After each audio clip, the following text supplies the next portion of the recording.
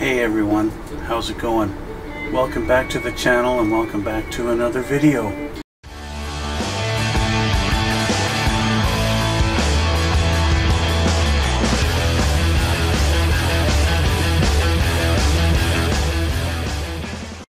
And welcome back to another series. I should say to my Korean friends, 안녕하세요 여러분. Or is it 여러분? 여러분. Yes. Ayuela, good evening. Yes, thank you very much. And, oh, hi Deception Man. Yes, so we are starting a new series today. This bad boy right here, this is the F-18E, 1/48 scale by Meng. That's this guy right here. We are starting, as obviously you can see, I've opened the box, gone through, unbagged everything, and that's what we're going to be starting on today. Now, we're not going to be getting a lot of the building done today because I got to do some primering, and that's the main thing that we're going to be doing today. So, we have options, as you can see on the decal sheet. We have options on how we're going to be doing the colors and the decals, what scheme we're going to do. I know this has probably been done to death, especially in the recent year or so, and that would be Maverick's F-18 from the movie Top Gun Maverick. Now, I've done Maverick's F-14 from the original Top Gun movie, and so I figured it would be a nice compliment to also have his F-18 from the new movie. And so that's what this one's going to be. Now over back here on my shelf, I have an F-18F, which of course is the two-seater version of this plane. I'm going to be building that in the future, and well, I won't be doing Maverick's F-18 on that one. It'll just be a generic carrier-based F-18. So, that being said, Maverick's F-18 is not a carrier-based plane. They were doing it. You watch the if you've watched the movie, you see they're not on a carrier. They're doing the training out in some base somewhere in the desert or whatever, and so that plane is pretty nice looking as far as weathering and age goes.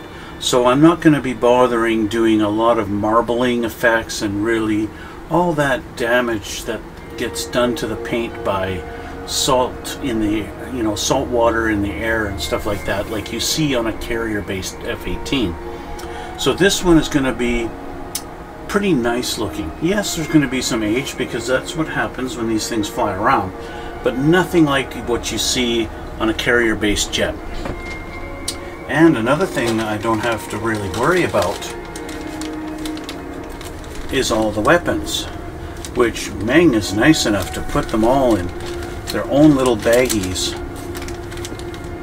and some of them one piece. They're not even halves, they're just one piece.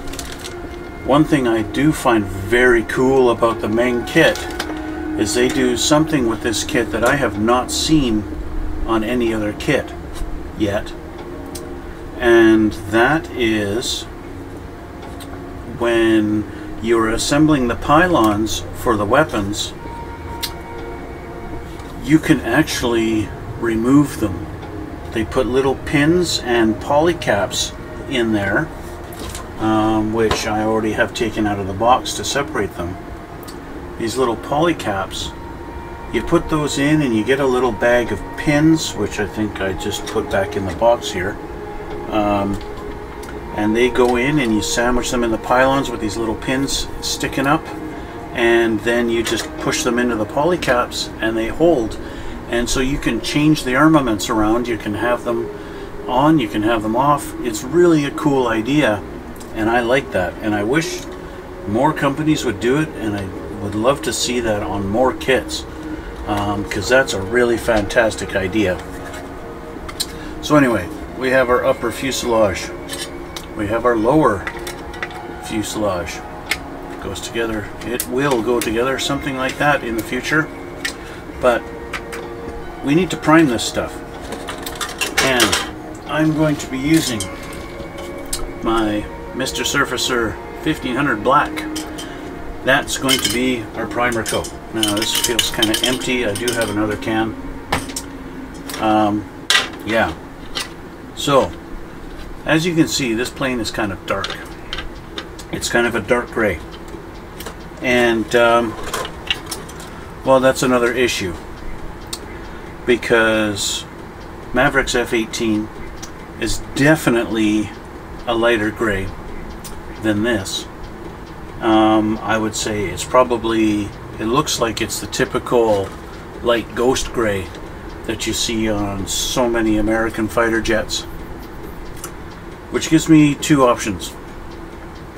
I could go with Tamiya's light ghost gray, which I don't really like for this particular build because the Tamiya's light ghost gray has a very bluish tinge to it, and I don't like that. It's just, it's not gray. It's not gray enough for Maverick's plane. You look at, I think I have some still shots I could show you, but I'm not going to bother. Not this time around. Maybe in my editing, I'll maybe add a couple of still shots, maybe like right here.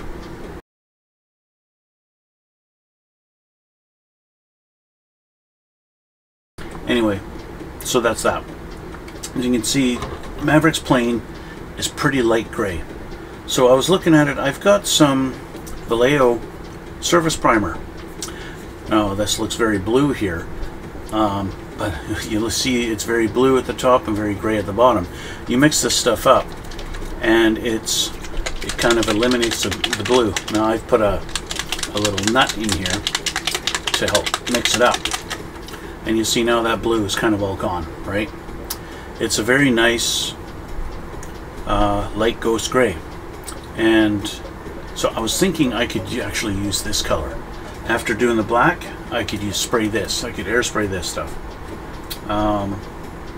The other thing I could do is, because I like Tamiya paints better, I don't know, should I go into a whole thing why I like Tamiya over Vallejo?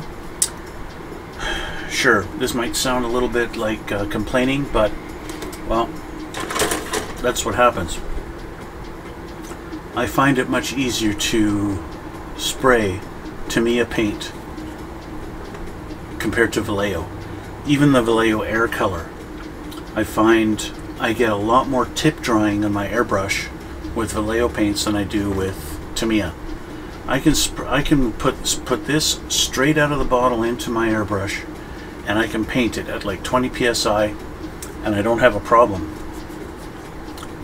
I do the same with a Vallejo. Now, Vallejo's regular model colors, you can't spray this stuff straight out of the bottle. It is thick stuff, and you can't do that. You have to thin it out, at least 50-50. So you get one of these and you thin it out 50-50, and you now have a thickness roughly something like a Tamiya paint. Tamiya paint I can spray 10 minutes, 15 minutes, and I got no problems. It sprays nice. But the Vallejo, within a minute or two, I start getting tip drying. I start getting bubbles backing up into the cup, and the thing stops spraying, and it spits and sputters, and it's terrible. You have to put a retarder in the Vallejo paint so they don't dry so fast in your airbrush, and I don't have to do that with Tamiya paints. So that's kind of why I prefer the Tamiya. Now, that being said, I have never sprayed their primer before. I have not used this before, so this will be a brand new thing for me. This might change my mind about spraying with Vallejo. I don't know. But this would be a very nice color to use to match Maverick's plane. Now, even if I take this out, you can see it's a very nice light gray, and it's very close to Tamiya's medium sea gray. It's very close. Medium sea gray might be just a little shade darker, but they're both very close. So I think I am going to try this, because I do have like 3 bottles of this stuff. I'm going to try this stuff out, and that's what we're going to go with on this guy. Yeah. So anyway, we have some parts, halves of the fuselage. These are the air intakes. I'm going to have to get those painted black with the primer on there, obviously.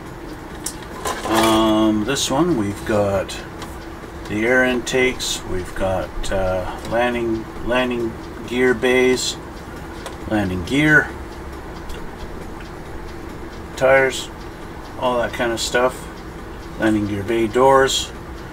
For consistency, I need to spray those black as well, otherwise I'll be spraying the light gray over gray and it's not going to have the same coverage. Here we've got the top part just behind the cockpit. This looks like the canopy. Speaking of canopies, we have it right here. I've already taken it off the sprue. That's obviously going to sit on there like that. One thing I will say about the canopy, it has a seam line right in the center of it. Now, looking at the canopy, I can't really see the seam line. It's almost invisible, but I can feel it. I can feel it. So, I do want to fix this. It's kind of confusing to me why these companies can make certain aircraft without the seam line on the canopy, and other times they make it with it. I don't know why. Perfect example to me is F-14, 1/48 scale. There's no seam line on the canopy at all. It is flawless. You take their F-15, same scale, there's a seam line. What the heck, Tamiya? Come on, you're better than that. Same with Meng. There's no reason they needed to do the seam line on the canopy. They could have very easily molded this without it. But yet, this is what they've done. Which leaves it up to you and me to either leave it and live with it, or to fix it. I'll fix it. But that's not going to be today. So I need to spray this. This is the cockpit. I do not need to spray this. Now, one thing about the cockpit, all the gauges and everything, I have picked up Red Fox's 3D instruments for this kit. That's them there, right there. Okay. So what do you do with these? Well, they don't really stick. You have to glue them on. But what you do have to do is file down all of the detail on all of your panels in order for them to have a flat finish to sit on. And it saves you the hassle of having to paint all the buttons and dials and everything like that. And is it cheating? Yeah, maybe. Sure. But if you're like me and you can't really paint all your buttons and dials accurately, and you wind up making a mess of it all the time and they look stupid, there you go. This is a great alternative. Red Fox Studios.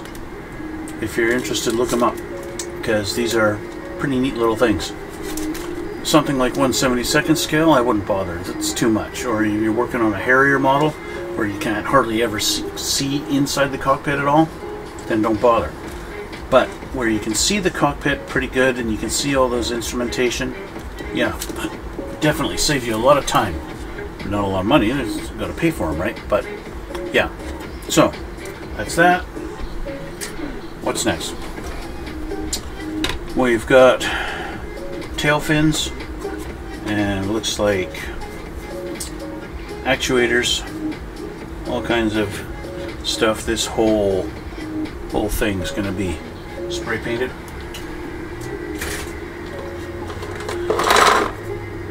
Looks like elevators, fuel tank. We've got our, some guys like to call them cans, exhaust tips. The F-18 ones are a little bit boring. There's not much to them. And these ones don't have a super huge amount of detail. The detail, the fins look a little bit, the mold is a little bit soft. They're not that crisp. So aftermarket kit, if you're really concerned about it, you can pick up an aftermarket resin kit for them and have them look a little bit nicer. That's up to you. Looks like we've got our pilot seat here and our pilot himself. Yeah, there's a major part of the seat. All our pylons. Yeah, okay. Next. Duplicate sheet with 2 more engines. And they are identical. And the mold on them is still the same thing. It doesn't look all that great. It's just, it actually looks like this one, the mold came out a little bit nicer than this one. So I might use this one and one off that one. They are both D trees. Oh, 2 Ds. Ladies, your lucky day. And here we've got the undersides of the wings. And that's pretty much it. Yeah. Okay. Here's those little pins I was talking about that go inside the pylons and allows you to remove your armaments. Yeah, that's a pretty cool idea. That is awesome. Okay. So, instructions. Typical thing, we're going to start with the cockpit. That's kind of par for the course. Instructions look like the nice clear diagrams, and it's going to be a pretty straightforward build with not a lot of options. You can have the flaps retracted if you want to have it. They show you the assembly here if you want flaps retracted, and then flaps extended on this one. We'll do extended because the plane will be in its, sitting there. I will also do the wings. You have options to have the wings tips either straight out or turned up. I'll do, because it's not on the carrier, I'll have the wings flat straight out on this particular build, but still flaps down but wings not up. So we'll do it that way. Okay, more flaps. There's a lot of flaps on the F-18. And we have our verticals. There's our engines. Put all your wings and engines on. Then we go with our landing gear. I like how they highlight some of these in a different color. In parking position or ready to launch position. That's pretty cool. Whether you have the thing up or down, that's pretty neat. We don't do ready to launch because this is not going to be on the carrier, so that is cool. I like that. Putting all the landing gear on. Here's the example of how you put those pins inside of your pylons, and then you put the poly caps inside the weapons. That's pretty cool. Painting of your armaments. I keep calling them armaments, but that's not. What do they call it? Ordnance. That's it. Ordnance. So yeah, and finally we're getting to the pilot seat. It's funny, you start off with the cockpit, but you don't put the pilot seat in. You wait until you're almost finished, and then finally put the pilot seat in. Then you put the pilot in, you kind of canopy, you assemble the ladder,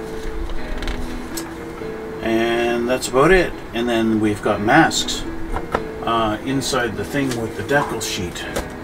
We have masks. Oh, we've even got photo etched parts. That's pretty rare on an airplane. That's cool. Photo etched.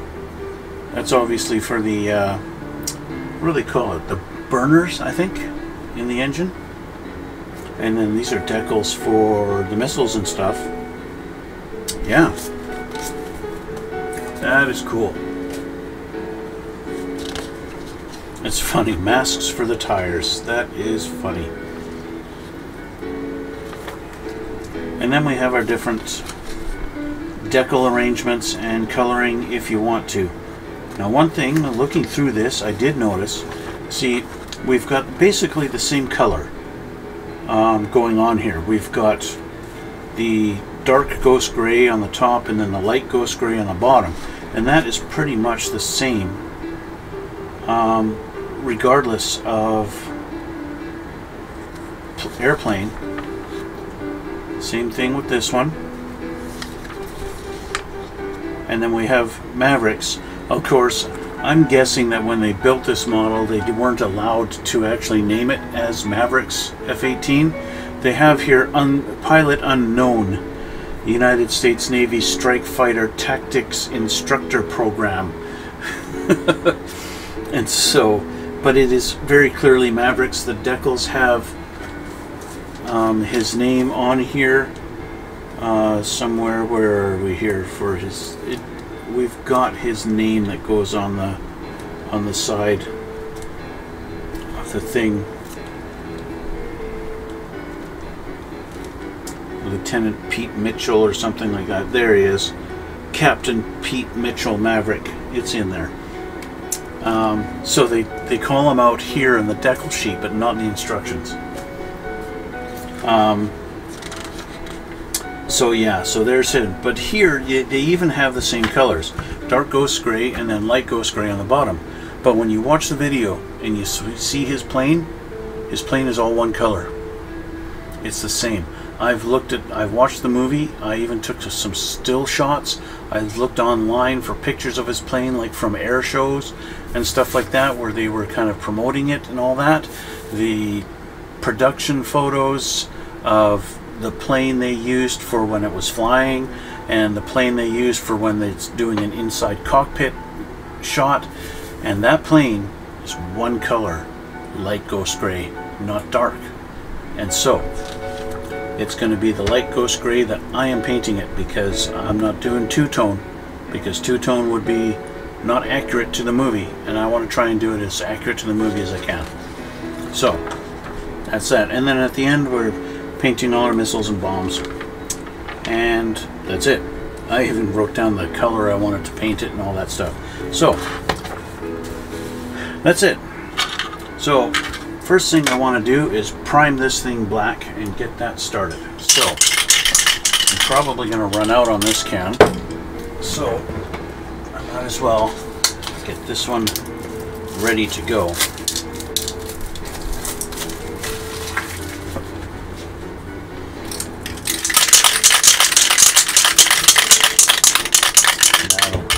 That'll be it. Sorry, rattling the can right underneath the microphone. That was probably really loud, so I apologize for that.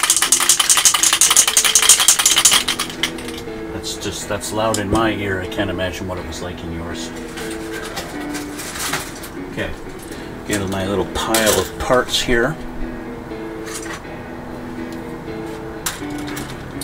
And I will change the camera so you can see. Hopefully that camera's turned on and it's going to work for us. Hey, there we are. Yay. Okay. Simple stuff. It's just spraying with some black primer.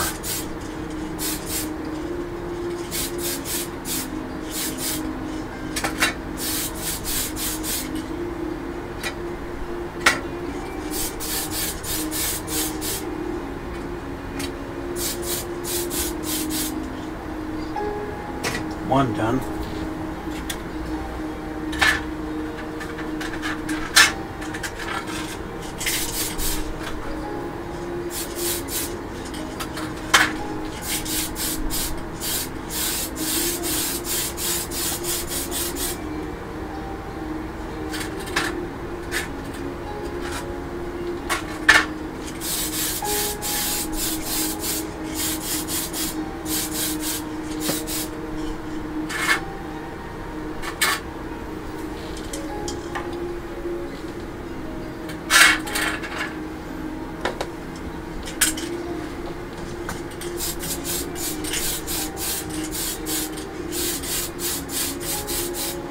Don't lay this stuff on too thick, because basically you don't have to, and so I don't really worry about it that much.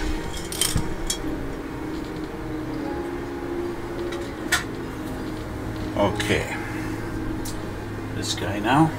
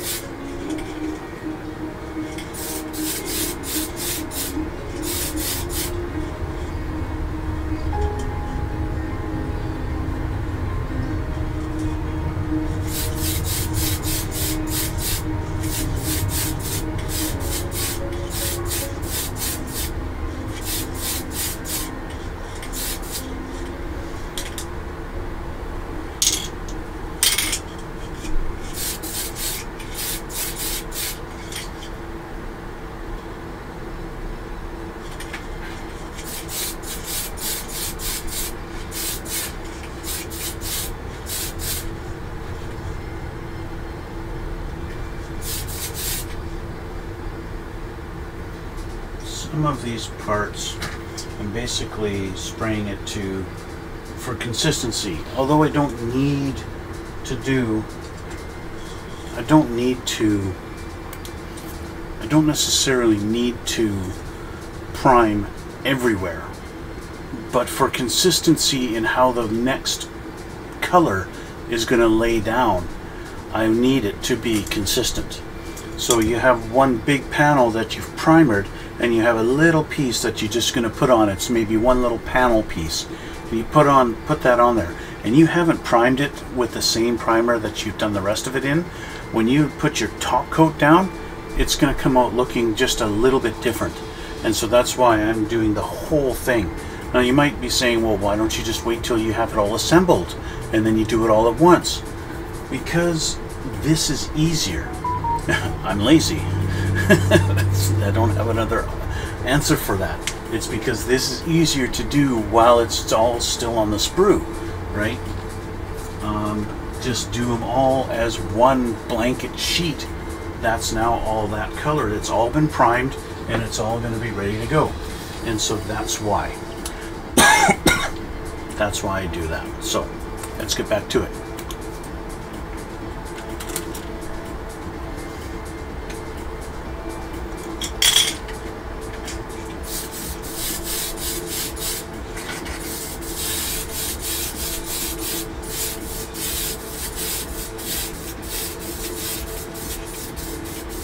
And that's the end of this.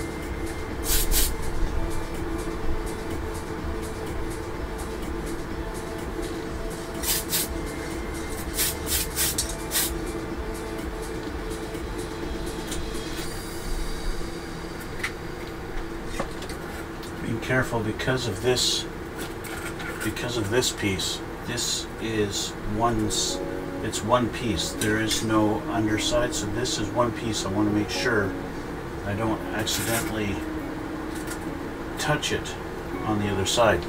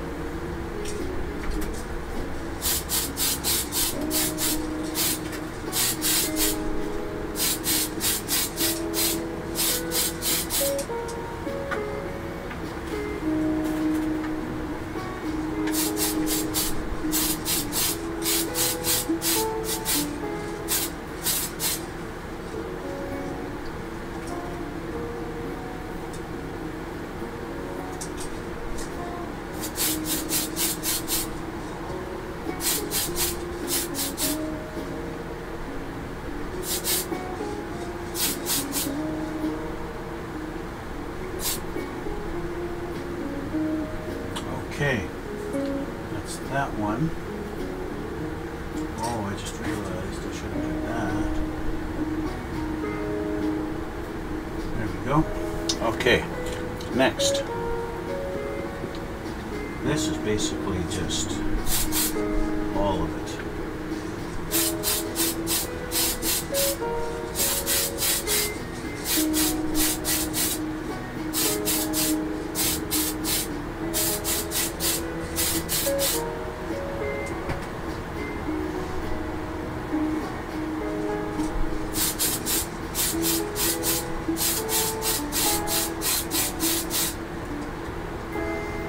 I don't think I need to do any on this side. I could be wrong.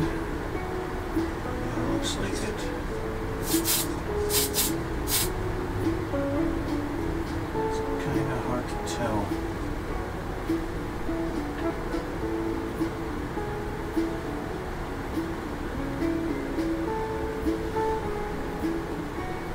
That might be good enough like that. Okay. It's dry. Let's move those over here. Put this down. Last one.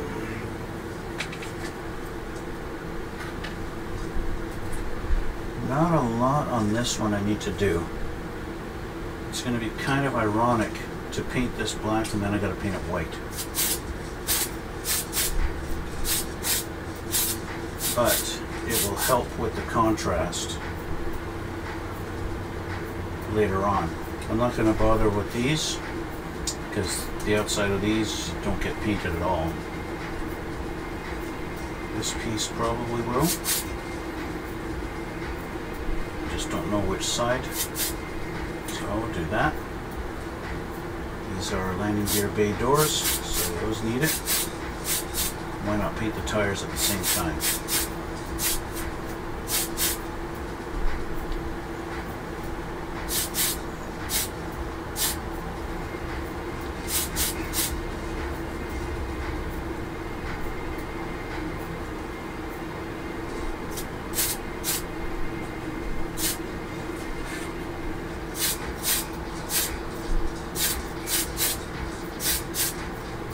Alright, that's it. Just going to double check this. Yeah, that should be fine. Alright, so we are primed. Primed and ready to go. Now what I like to do, I like to let the primer settle and harden, usually overnight. And so that means I'm pretty much done for the day. I could start working on the cockpit if I wanted to. That's not going to be a big problem, especially since really all I've got to do is start sanding down the details. Well, really, I'm eliminating the details on the cockpit surface. Along here and here for our little guys here. So one detail I don't get rid of is this little box. That's going to stay. The rest of it all goes. There's two ways you can do it. You can either use an X-Acto knife like this and just scrape all the little knobs off. You can like so.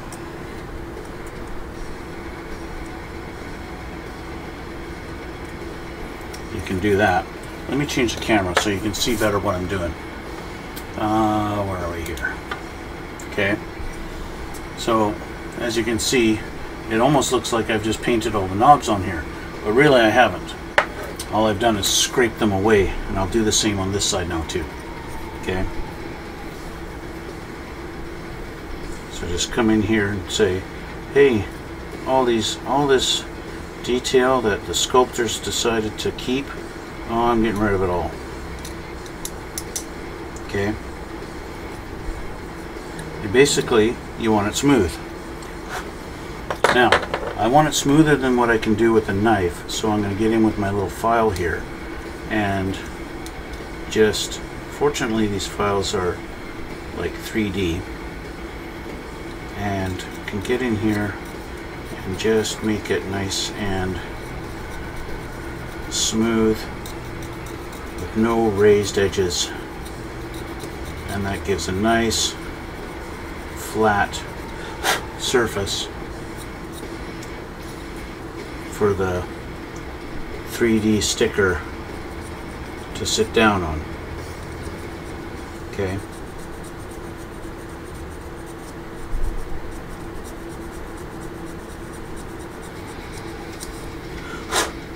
Again, it's cheating. I admit it. But you know what? In the end, the detail is just, it's really fantastic. And much better than I could do on my own. So I'll take these out of the bags so you can see what these guys do for you. So they ship them like this, and they even have a booklet. It unfolds to show you the pieces that are going to be used on this, where they go exactly, okay, in the blue. And there's even the little mirror that goes on the canopy. I think that's a mirror anyway. And then they show you exactly each piece, where exactly it goes on this side, and that's it.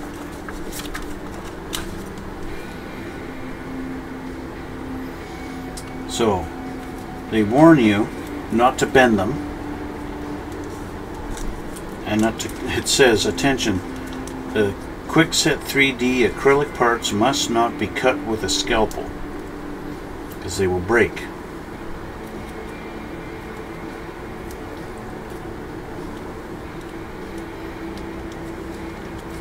I've also noticed, because I had these on my, if you watch my 1/32 scale F-15 build, I use these same things on that. So what I do is I just kind of come in here, clean my knife, underneath, just kind of do that, and they just kind of lift off. They're not sticky at all. You have to glue them, and they only stick to this paper once. They are stuck on there. Now I put this back down, it doesn't stick. It doesn't stick at all. Okay, so once you remove it, you're done. There's no putting it back. Okay, And then they actually have a hole in this one to go through that little spot there. So this is going to go on here like this.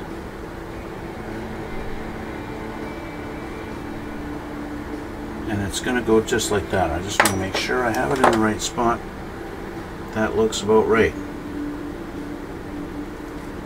And there you go. That's it. Now, on my F-15, I used CA glue to glue them down. So I'm going to try regular Tamiya stuff. I'll try the thin, and we'll see if that holds it.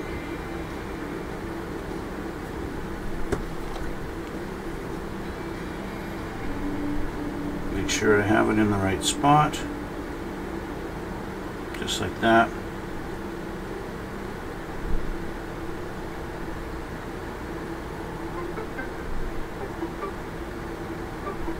Okay. We'll see if this stuff holds it.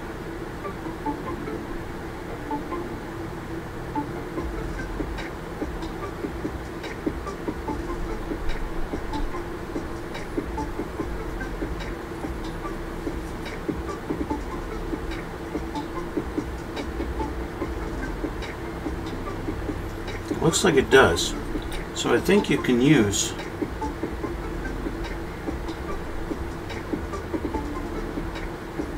looks like you can use regular glue to glue these things down. So let's get the other side off.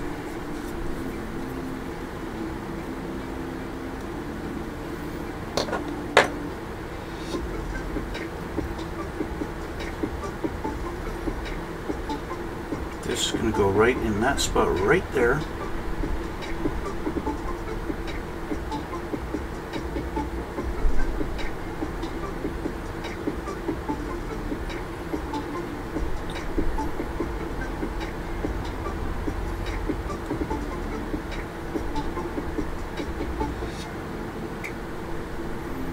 And so this is why you want to have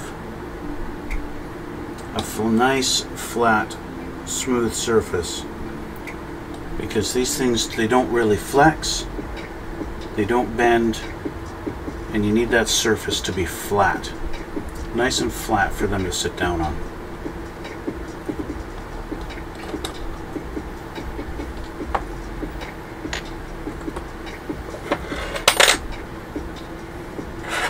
And so that's it for the two rails. So I'll try and show you up close.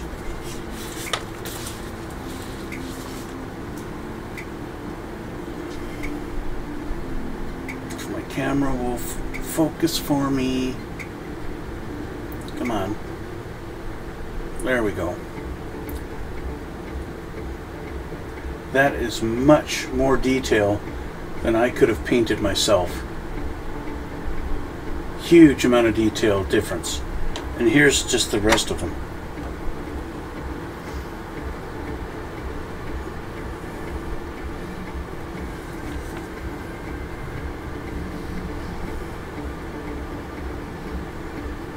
Like, the detail is really fantastic. And they're even glossy. They look like actual instrumentation. The detail is amazing.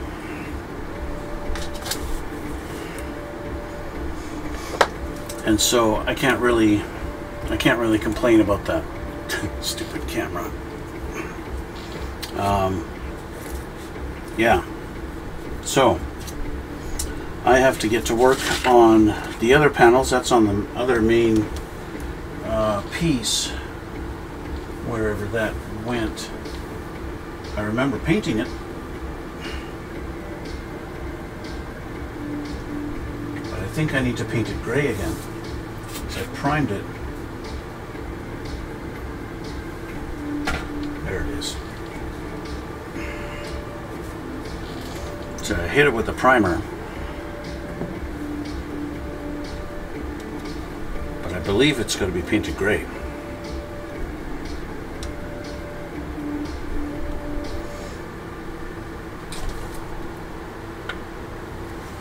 Let's look at the instructions.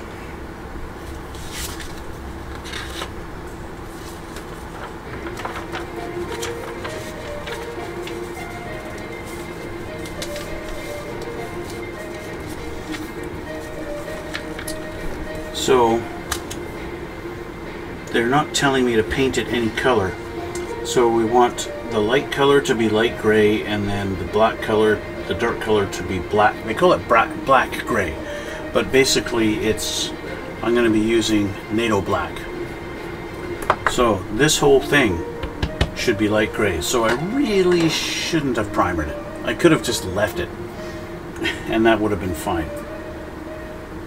But I got to paint all in here. That's all got to be light gray, while this out here has to be the NATO black. So yeah.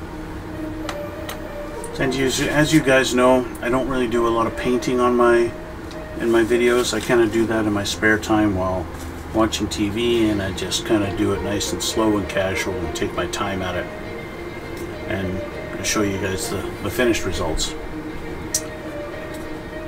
But that is going to be about it for today, and I'm going to call that done for now as part 1 of my Maverick F-18 build. And so, that being said, I want to thank you guys for watching. Thanks for coming out. As you guys know, I mentioned, see that overspray, it comes off so badly. Watch this.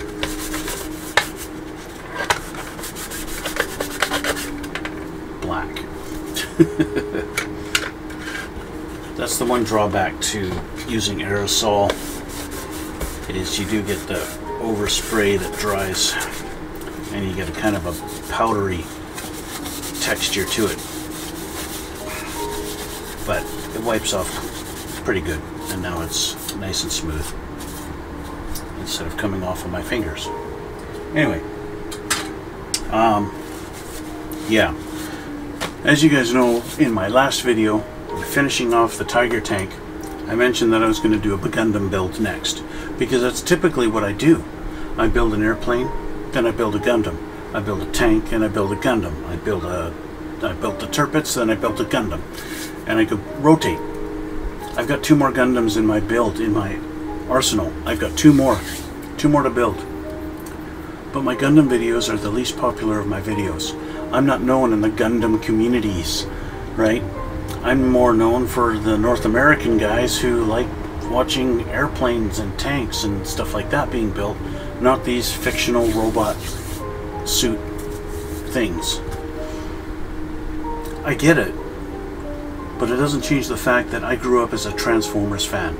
I practically worship those things. I had over 150 G1 Transformers, while G1 was the only Transformers series. I had them, you know, they were my Pokemon. I had to have them all. I absolutely loved them. And Gundams are cool to me because they're like humongous robots, except they just happen to be, you know, mobile suits. They're piloted, and they don't transform, but they still look cool, and they got all the missiles and weapons on them, and they're cool. They're cool like Transformers used to be to me, and so I don't mind building them. And the Bandai kits, they're flawless. There's no fitment issues, there's no trimming of anything. They go together like that. It's not a problem.